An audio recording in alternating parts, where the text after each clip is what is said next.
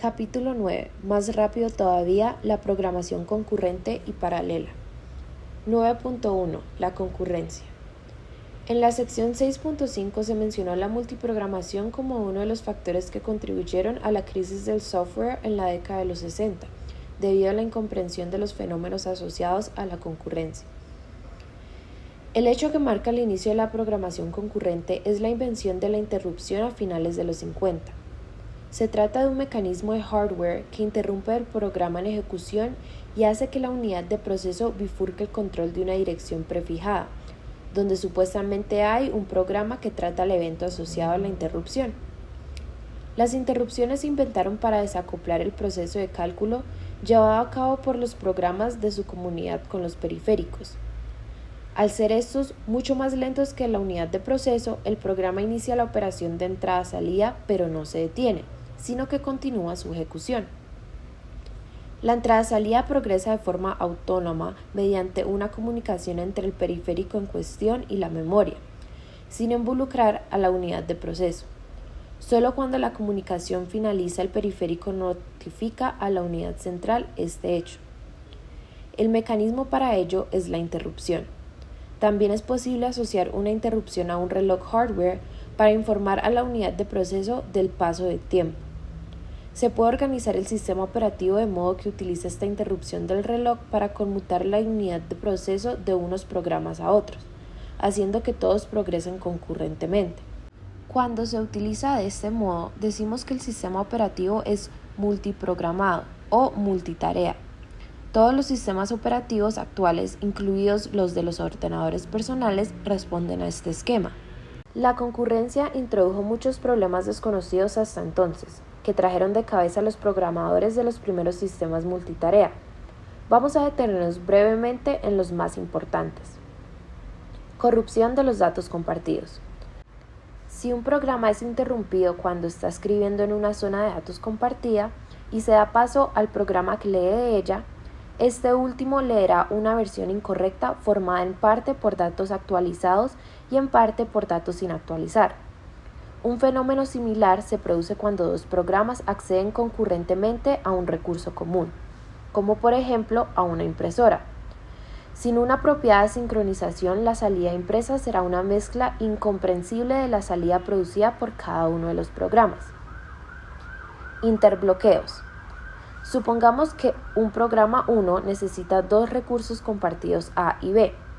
Antes de usarlos y para evitar el problema anterior, trata de capturarlos en exclusiva solicitándolos previamente al sistema operativo. Primero solicita A y luego B. Otro programa 2 similar tiene las mismas necesidades, pero hace la solicitud en orden inverso. Primero solicita B y luego A. Podría producirse entonces el siguiente escenario.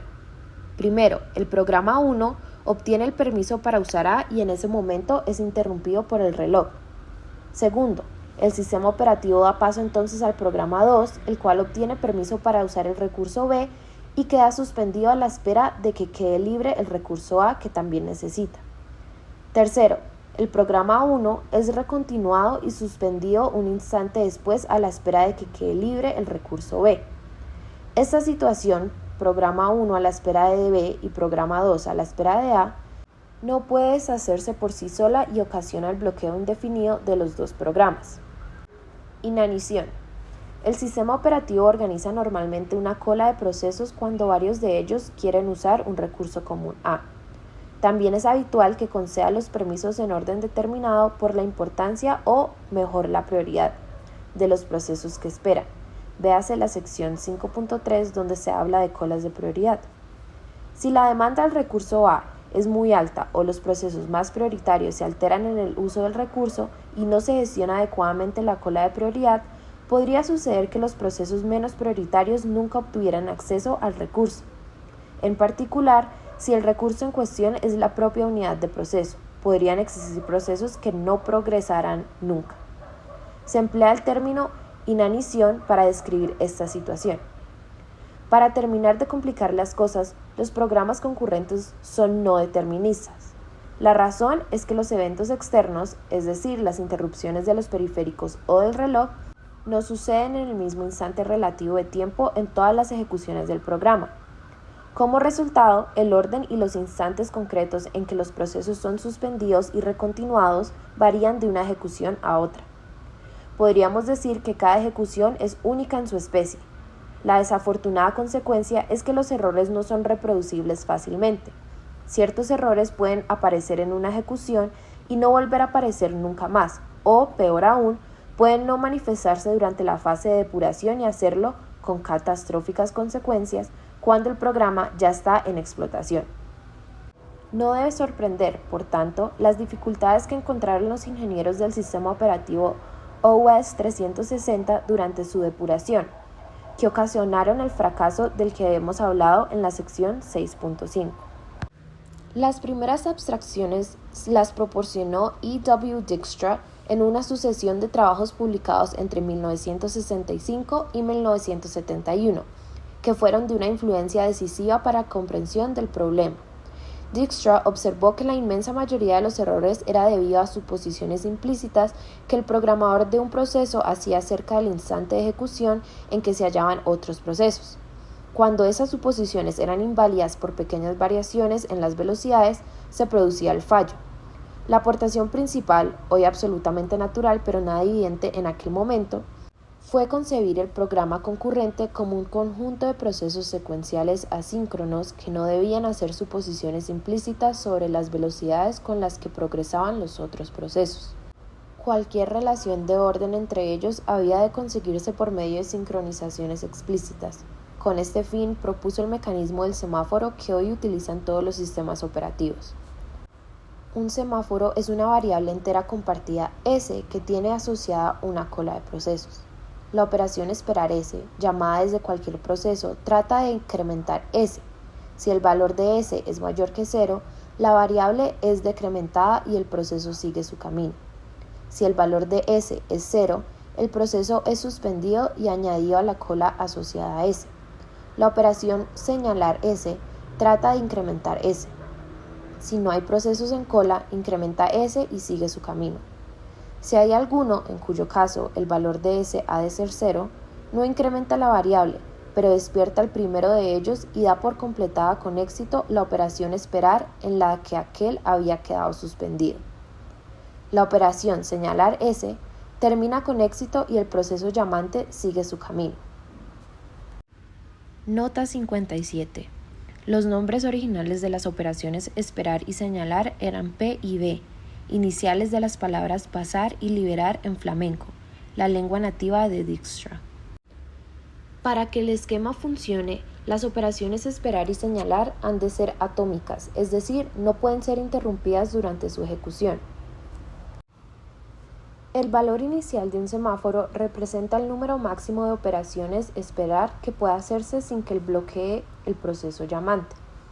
Se puede asociar un semáforo inicializado a uno a cada recurso compartido y crear regiones críticas con ellos.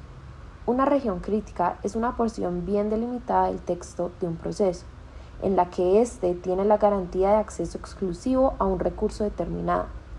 En la figura 9.1 se muestran dos procesos A y B con sendas regiones críticas para acceder a un recurso común R.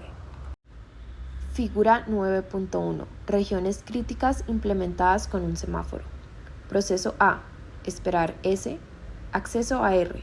Señalar S. Fin proceso. Proceso B. Esperar S. Acceso a R. Señalar S. Fin proceso. Según la explicación dada más arriba, compruebe el lector que el semáforo S garantiza que no es posible que ambos procesos se encuentren a la vez dentro de su región crítica. Elíjanse para ello distintos órdenes de ejecución y prevéase la posibilidad de que uno de los procesos sea interrumpido en mitad de su región crítica. El esquema de la figura 9.1 es extensible a cualquier número de procesos. Se puede utilizar un semáforo S inicializado a 0 para garantizar un orden temporal determinado entre dos procesos distintos. En la figura 9.2, el proceso emisor envía una señal de sincronización al proceso receptor. Figura 9.2. Sincronización implementada con un semáforo. Proceso emisor. Porción 1. Señalar S. Fin proceso. Proceso receptor, esperar S. Porción 2, fin proceso. Compruebe el lector que, cualesquiera que sean las velocidades relativas de uno y otro, la porción 2 del receptor se ejecutará siempre después que la porción 1 del emisor. Una vez comprendido el concepto de sincronización explícita e ideado un mecanismo seguro y eficiente para implementarlo, los investigadores se plantearon la forma de incluir estos conceptos de forma segura en un lenguaje de programación. El semáforo sin más era inseguro, ya que una operación de más o de menos en alguno de los procesos podía conducir muy fácilmente a interbloqueos o a violar la exclusión mutua de las regiones críticas entre sí. Hoare propuso en 1972 dos construcciones, las regiones críticas y las regiones críticas condicionales. Las primeras eran un simple par de paréntesis región R and region para delimitar la parte del texto que el programador quería convertir en región crítica. El nombre R servía para dar nombres distintos a regiones asociadas a recursos compartidos distintos. La implementación obvia consistía en crear un semáforo inicializado a 1 para cada región distinta. Las segundas, en adelante RCC, incluían la posibilidad de comprobar una condición booleana. La sintaxis elegida era when B region R, acceso al recurso, and region, donde B era una expresión booleana en la que podían intervenir variables compartidas asociadas a la región R. La intención de la expresión B es garantizar el acceso al recurso cuando se cumple e impedirlo en caso contrario. Las RCC permitían expresar la sincronización a un alto nivel de abstracción, pero su implementación distaba de ser eficiente. Hacía falta un semáforo inicializado a 1 para suministrar exclusión mutua en la comprobación de la condición B, ya que en ella intervenían variables compartidas. Si la condición era cierta, el proceso proseguía su ejecución, conservando el acceso exclusivo hasta el final de la región. Pero, si era falsa, debía liberar el semáforo de la exclusión mutua y quedar detenido en un segundo semáforo. Cada vez que un proceso salía de la RCC, todos los procesos esperando en el segundo semáforo eran despertados y, por turno, reevaluaban cada uno su condición booleana. Si alguno volvía a encontrar su condición falsa, era detenido de nuevo. El fenómeno podía repetirse muchas veces antes de que la condición fuese cierta y, como consecuencia, los procesos podían consumir grandes cantidades de tiempo del procesador inútilmente. Un segundo problema era que, en un programa grande, las RCC, cada una refería a un recurso compartido posiblemente distinto, quedaban dispersas en el texto de los procesos, haciendo difícil el control visual del uso de las variables compartidas. Ambos problemas, el de eficiencia y el de la escasa modularidad, fueron resueltos por una nueva construcción, el monitor, anticipado por Dijkstra en 1971 con el nombre de secretario. Su definición como construcción acabada para ser incorporada a un lenguaje de programación se debe a Hoare en 1974. Nota 58. C.A.R. Hoare. Monitors and Operating System Structure and Concept, COM. ACM. Páginas 549 a 557, octubre 1974. El monitor estaba inspirado en los tipos abstractos de datos de la programación secuencial, véase la sección 7.4, y consistía en una colección de procedimientos y en un conjunto de variables compartidas por ellos. La diferencia con los tipos abstractos era que sus procedimientos podían ser llamados concurrentemente desde varios procesos. Cada procedimiento se ejecutaba en exclusión mutua con los demás, o consigo mismo si eran llamados desde dos procesos distintos, suministrando así el equivalente a la región crítica. Para sincronizar unos procesos con otros, los monitores podían declarar las llamadas variables condición y realizar sobre ellas dos operaciones wait y signal, cuyo efecto era muy parecido al de las operaciones esperar y señalar de los semáforos. De esta manera, el monitor se convirtió en un mecanismo de encapsulamiento de recursos compartidos y de modularidad para la construcción de programas concurrentes. Per Brink Hansen del Instituto de Tecnología de California, desarrolló en 1975 el lenguaje Pascal concurrente basado en este concepto. Se trataba del primer lenguaje concurrente de la historia y, para demostrar su utilidad, su autor programó con él varios sistemas operativos. Otros lenguajes concurrentes posteriores que incorporaron monitores fueron Modula 2, 1977, Mesa, 1977 y Pascal Plus, 1979. 9.2. La programación distribuida. Los conceptos software para la programación concurrente han ido siempre por detrás de los avances en arquitectura de computadores. Apenas estabilizadas en 1975, las construcciones para gobernar la concurrencia entre un procesador, aparecieron en el mercado los primeros microprocesadores, que en muy poco tiempo dominarían el mercado gracias a su bajo coste. Se hizo evidente que la concurrencia en un solo procesador sería desplazada a medio plazo por una programación concurrente distribuida en la que diferentes procesos se ejecutarían en diferentes procesadores. La suposición, implícita en los monitores y en los semáforos, de una memoria común en la que residían las variables compartidas por los procesos, dejaban de ser realistas. Se necesitaban construcciones que pudieran ser implementadas mediante el paso de mensajes entre procesadores. Los investigadores realizaron muy pronto nuevas propuestas para tener en cuenta el escenario distribuido. Una característica común a todas ellas era que abstraían completamente la arquitectura hardware subyacente en el siguiente sentido.